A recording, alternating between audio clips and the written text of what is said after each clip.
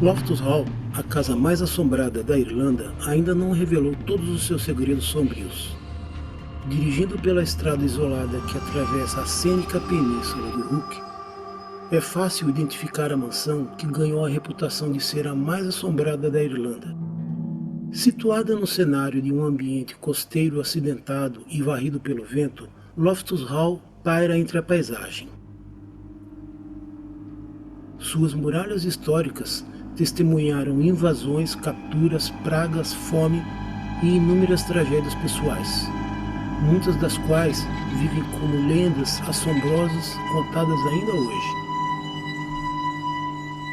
A história registrada de Loftus Hall e a terra em que se estende remonta a mais de 800 anos, mas os habitantes locais dizem que o significado do local remonta a milhares de anos e já foi solo sagrado dos druidas. A história começa por volta de 1170, quando Raymond Fitzgerald, apelidado de Legros, desembarcou na península de Hook, no que é hoje o condado de Wexford, da Irlanda. É um local famoso na história da Irlanda, conhecido como o local onde a Irlanda foi perdida e conquistada. Raymond estava entre os primeiros de um pequeno grupo de cavaleiros que desempenhou um papel ativo em ajudar a reforçar o domínio normando sobre a Irlanda. Ele adquiriu terras na área, sobre a qual construiu um castelo conhecido como Houseland.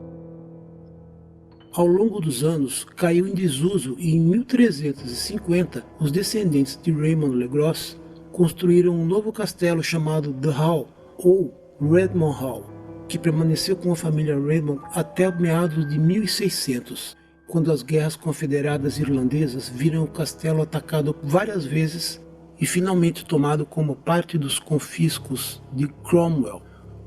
Em uma notável demonstração de defesa, em 20 de julho de 1642, Alexander Redmond, que tinha 68 anos na época, conseguiu proteger a mansão de cerca de 90 invasores ingleses, com a ajuda de seus 2 filhos, alguns inquilinos, 2 soldados e um alfaiate. Eles evitaram vários outros ataques, após os quais Alexander Redmond recebeu termos favoráveis de Cromwell. Após sua morte por volta de 1651, a família Redmond foi despejada e sua casa foi leiloada. Em 1666, Henry Loftus, originalmente de Yorkshire, Inglaterra, adquiriu as terras confiscadas e a mansão foi renomeada para Loftus Hall. Ao longo dos séculos que se seguiram, a família Loftus cresceu produzindo barões, viscondes, condes e marqueses. E ao subirem a escada da aristocracia, a família ilustre esperava poder atrair a visita da Rainha Vitória. Com esse objetivo em mente, John Henry Loftus, o 4º Marquês de Ely, investiu numa grande reforma entre 1870 e 1879 para torná-la ainda maior. Apesar disso, a Rainha Vitória nunca chegou a visitar a mansão, causando profunda decepção à família Loftus. Insanidade, morte e tragédia atormentam a mansão. Embora seu passado tenha sido rico e glorioso, são as lendas, os mistérios inexplicáveis e as histórias de aparições paranormais que fizeram de Loftus Hall uma das mansões mais visitadas em toda a Irlanda. As lendas decorrem da vida real e da morte de Anne Tottenham. Em meados dos anos 1600, Charles Tottenham casou-se com a honorável Anne Loftus, filha do primeiro Visconde de Loftus. Eles tiveram 6 filhos, 4 meninos e 2 meninas, Elizabeth e Anne, mas sua esposa ficou doente e morreu enquanto as meninas ainda eram pequenas. 2 anos depois, Tottenham casou-se com sua prima Jane Cliff e viveram juntos em Loftus Hall. Uma noite, em meio a uma forte tempestade, um navio chegou à península de Hook e um jovem caminhou até Loftus Hall perguntando se poderia se abrigar lá. Isso não era incomum, já que as águas turbulentas ao redor da costa sul de Wexford frequentemente resultavam em navios sendo ancorados na costa ou quebrados pelas rochas. O homem foi convidado a entrar e acabou morando na casa por várias semanas. Durante esse período, Anne, agora jovem, apaixonou-se pelo estranho e passou inúmeras horas socializando com ele na sala de tapeçaria. Certa noite, Anne estava jogando cartas com o estrangeiro e outros convidados quando se inclinou embaixo da mesa para pegar uma carta que havia deixado cair, e notou que o estrangeiro tinha tirado os sapatos e pôde ver que ele tinha cascos fendidos ao invés de pés humanos. Ela deu um grito alto, fazendo o estrangeiro se expor, revelando ser um demônio. Ele se transformou em uma bola de fogo e disparou pelo telhado, deixando Anne em um estado de trauma do qual ela nunca se recuperou.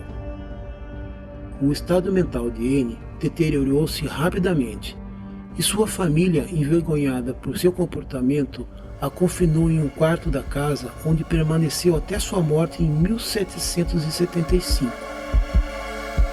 Dizem que a partir de então, Loftus Hall foi atormentada por uma intensa atividade poltergeist, e a perturbada Anne nunca foi capaz de descansar em paz.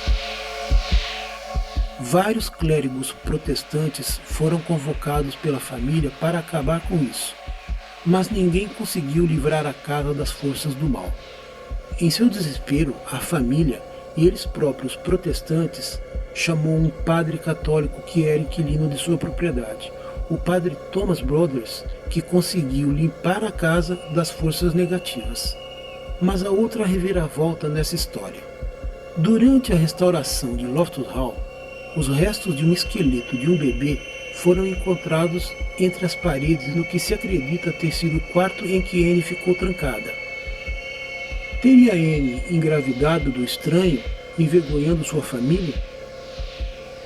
Isso poderia ter motivado o pai a trancá-la para nunca mais ser vista. Um relato local sugere que Anne morreu durante o parto, depois que seu pai se recusou a informar alguém sobre a gravidez, incluindo o médico local. E nesse caso, ela sofreu complicações que a levaram à morte. Hoje, o túmulo de Anne Tottenham está localizado em um cemitério em Wexford, mas há algo muito peculiar sobre isso. Ao contrário dos outros túmulos, este é completamente cimentado. As pessoas que a enterraram claramente queriam garantir que ninguém jamais pudesse ter acesso ao corpo. Que segredos sombrios Anne levou para o túmulo? Loftus Hall parece realmente ser assombrado, por sua história sombria e conturbada. Quase podemos sentir a tristeza e os traumas que ocorreram dentro de suas paredes. Mas o fantasma de Anne ainda vagueia pelos quartos frios e vazios da mansão ainda hoje? Muitos estão convencidos que sim. De fato, muitos caçadores de fantasmas e investigadores paranormais realizaram investigações detalhadas dentro da casa e alegaram ter detectado inúmeras anomalias. Mas foi em 2014 que Loftus Hall consolidou sua reputação como casa mais assombrada da Irlanda, quando um visitante que fazia uma excursão capturou uma imagem assustadora com sua câmera. No início do século XX, a família Loftus faliu e, após a morte do último membro da família Loftus, foi assumida pelos beneditinos, que a ocuparam até 1935. Em 1937, as Irmãs da Providência a converteram em convento e escola para meninas que desejam ingressar na ordem. Os habitantes locais se sentem aterrorizados em assistir à missa em sua capela, devido às lendas sobre a visita de um demônio à mansão. Em 1983, Loftus Hall foi comprada por Michael Devereux, que a transformou em um hotel. Michael morreu na mansão e sua esposa lutou vários anos tentando administrar o hotel sozinha, até que, numa noite, ela abandonou o local sem nenhuma explicação, deixando tudo para trás. Loftus Hall entrou então em outro período sombrio. A propriedade ficou vazia e foi ocupada ilegalmente por quase uma década por pessoas que conduziam rituais satânicos. Em 2011 foi comprada por seus atuais proprietários, a família Quigley, que iniciou um ambicioso projeto de restauração. Hoje, Loftus Hall é aberto ao público, que pode participar de uma visita guiada de 45 minutos que mostra a história e suas lendas. Deixe a sua opinião nos comentários. Não se esqueça também de se inscrever no canal e clicar no sino para receber um aviso do YouTube sempre que tiver um novo vídeo. Muito obrigado por assistir.